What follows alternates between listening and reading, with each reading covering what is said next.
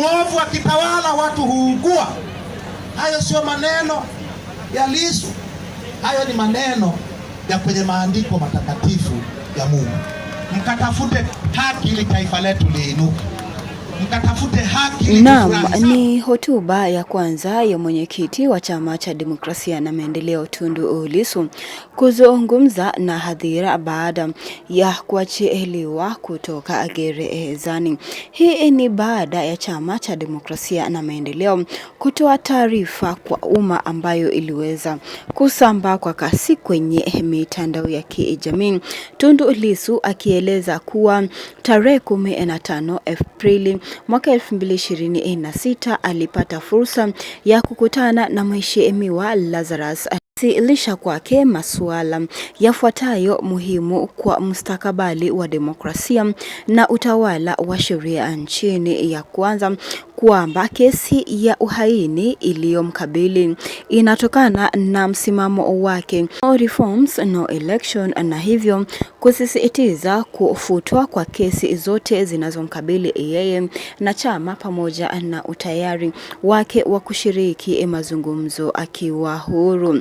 Na ya pili, kufanyika kwa uchunguzi huru wa kimataifa kuhusu matukio yaliyotokea Oktoba mwaka 2025 tarehe 29 kupitia taasisi kama vile SADC. Na ya tatu, uwepo wa mazingira wezeshi kwa mazungumzo ya kesi na utekelezaji wake, na aliendelea kusisitiza kwamba uwepo kwa uwajibikaji wa kitaasisi kwa yaliyotokea Oktoba mwaka 2025, hususan kwa ofisi ya msajili wa vyama vya kisiasa INEC na TCRA sambamba na kurejea ripoti ya Jaji Nyalale mwaka 1992. Na Tundu Lissu aliendelea kusisitiza kuwa Rais Mama Daktari Samia Suluhu aliendelea kumkamata na kumzuia katika gereza kwa kosa ambalo si kosa la uhakika bali ni kosa tu la kisiasa, ambapo viongozi ambao wako madarakani wanatumia nguvu kupita kiasi na kuwanyamazisha wale viongozi wa upinzani na pia viongozi chipukizi.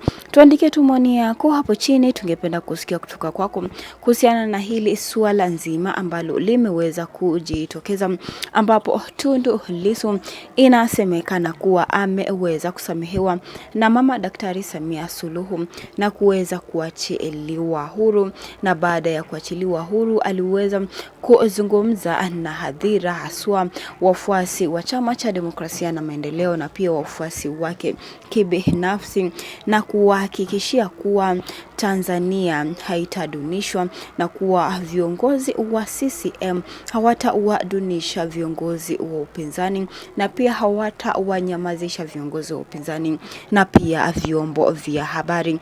Na aliendelea kusisitiza kwamba Tanzania inaendelea kuongozwa na katiba, na katiba inaeleza kuwa kila mtu ana uhuru wa kujieleza, kila mtu ana uhuru wa kuzungumza kile ambacho kipo moyoni bila kukamatwa na serikali, na serikali kumkamata Tundu Lissu kwa kosa la uhaini kuwa tu alikuwa amezungumzia matamshi yake ya no reforms no elections, anakubandikiwa kesi la uhaini. Ameendelea kusisitiza kwamba Tanzania inastahili iongozwe kwa njia inayofaa, na kuwa Mama Daktari Samia Suluhu hajatenda haki ama hakutenda haki kumkamata, kwa kuwa Tundu Lissu alikuwa ameibuka na no reforms and no election, na kuwa hiyo si haki kwa viongozi wa upinzani.